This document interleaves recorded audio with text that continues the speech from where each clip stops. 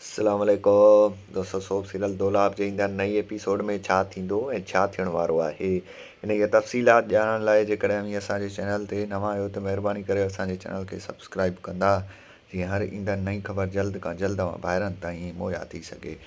दोस्तों, हाणे हलूं था ड्रामे जी तफ़सीलात जी तरफ़।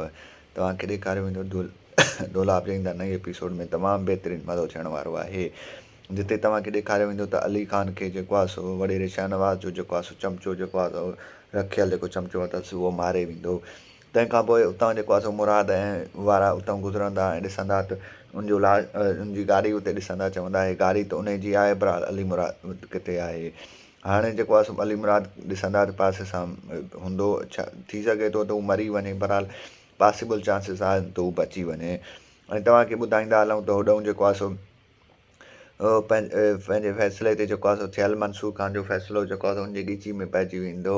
हाणे जॾहिं ख़बर पवंदी हुई शहनवाज़ ख़ान खे त हुन सां धोखो थियो आहे, त वॾेरो शहनवाज़ ख़ान जेको आहे सो अञा गुस्से में अची वेंदो ऐं ड्रामे में भरपूर मज़ो थियण वारो आहे।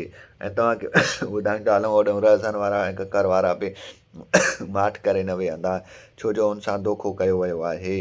ऐं तव्हांखे ॿुधाईंदा कुंज खे बि हू बार बार धमकियूं ॾींदा ऐं घर में जेको आहे सो हुनखे सही तरीक़े सां रहणु न ॾींदा। ऐं तव्हांखे ॿुधाईंदा हलूं त नओं ड्रामो जेको रिकॉर्डिंग में आहे उहो उनखे तमामु जल्द हाणे ईंदड़ हफ़्ते इनशा जेको आहे सो नशर कयो वेंदो ऐं मुंहिंजो टाइम टेबल वग़ैरह जीअं आयो आहे ॿाहिरनि सां शेयर करे छॾींदासीं। अव्हांखे मुंहिंजो रिपोर्ट कीअं लॻो कमेंट में पंहिंजो राय ॾींदा। वठंदासीं इजाज़त, मिलंदासीं नई वीडियो में, तेसिताईं रखंदा पंहिंजो ख़्यालु, इजाज़त, अल्लाह हाफ़िज़।